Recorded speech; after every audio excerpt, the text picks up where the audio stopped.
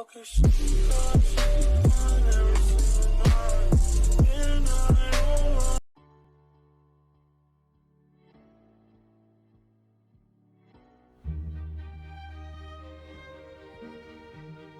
Viewers, আসসালামু আলাইকুম। Logo design স্কুলে আপনাদের সবাইকে স্বাগতম। তো আজকে আমি আলোচনা করব হলো ম্যাজিক টুল। এটা হলো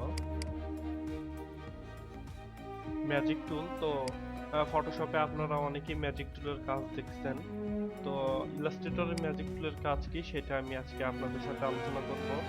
তো যারা এখনো আমার চ্যানেলটি সাবস্ক্রাইব করেনি তারা চ্যানেলটি সাবস্ক্রাইব করেন, কারণ আমার সাবস্ক্রাইবারের সংখ্যা খুব কম। এই 225 মেম্বার নিয়ে আমি আমার চ্যানেলটি গ্রো করতে পারছি না। তো সবাই চ্যানেলটি সাবস্ক্রাইব করবেন এবং আমার সাথে থাকবেন। তো চলুন শুরু করা যাক। তো আজকে ম্যাজিক টুল আলোচনার ক্ষেত্রে আমি প্রথমে কিছু জিনিস আপনাদের দেখাবো। এটা হলো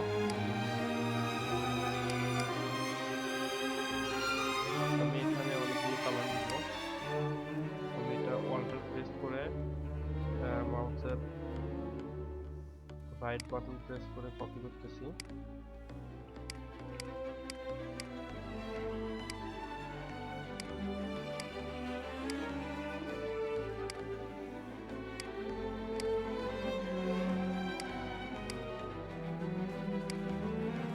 এখন দেখেন, এখানে আমি বিভিন্ন কালার সিলেক্ট করব।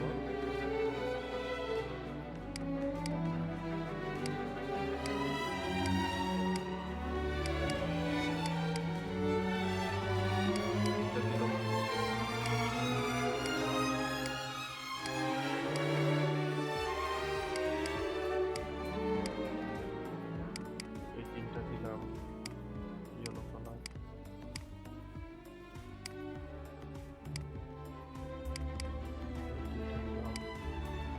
Orange colour.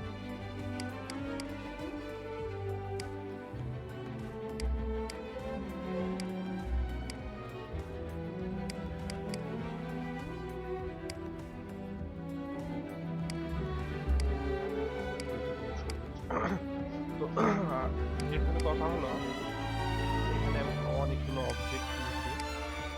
তো একটা ডিজাইনে অনেক ধরনের কালার থাকে। ধরেন আমার ডিজাইনে প্রচুর হলুদ কালার আছে। তো এখন আলাদা আলাদা ভাবে হলুদ কালার সিলেক্ট করে তাকে আবার অন্য কালারে চেঞ্জ করা অনেক সময়ের ব্যাপার।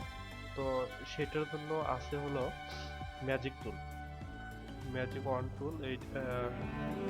এইটার কাজ হলো সিমিলার যে কালারগুলো, এই কালারগুলো সিলেক্ট করে।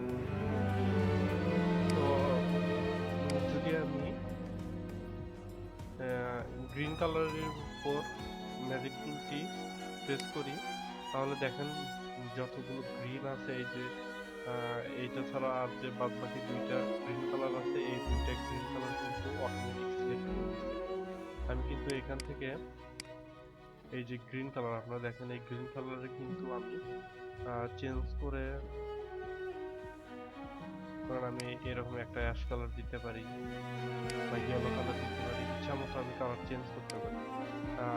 এতে আমাদের সময় একটা লাভ হচ্ছে কি, আমাদের সময় অপচয় হচ্ছে না এবং আমরা খুব সহজেই এই কাজটা করতে পারি। তো এটা আরেকভাবে করা যায়। ধরেন আমি শিফট প্রেস করে যতগুলো হলুদ কালার আছে সবগুলো হলুদ কালার সিলেক্ট করে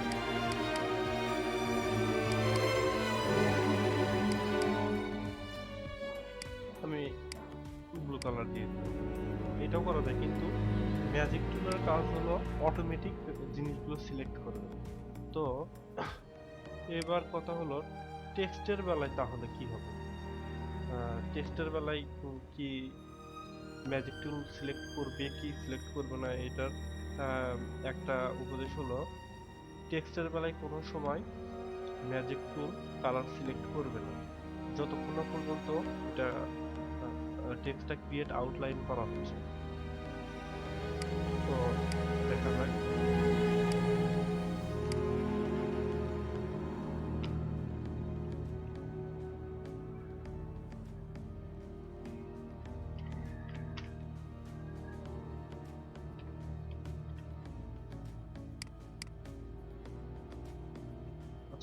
এটা আমি অল্টার প্রেস করে কপি দিলাম।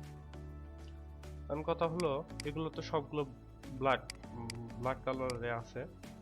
তো আমি ম্যাজিক টুল দিয়ে দেখবো যে এগুলো সিলেক্ট হয় কিনা। দেখেন সিলেক্ট কিন্তু হচ্ছে না। এই যে এখানে দেখেন, এখানে আমি একটা সিলেক্ট করছি, অটোমেটিক এগুলো সিলেক্ট হয়ে গেছে, কিন্তু টেক্সটের বেলায় কিন্তু তা হচ্ছে না।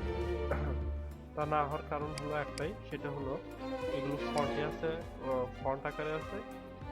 ফন্ট আকারে এগুলো মূলত সিলেক্ট হয় না। এজন্য আমাদের যেটা করতে হবে সেটা হলো এটা সিলেক্ট করে ক্রিয়েট আউটলাইন। এখন দেখেন ম্যাজিক টুল দিয়ে আমি সিলেক্ট করলাম, সব সিলেক্ট হয়ে গেছে। আমি সিলেকশন টুল দিয়ে সিলেক্ট করে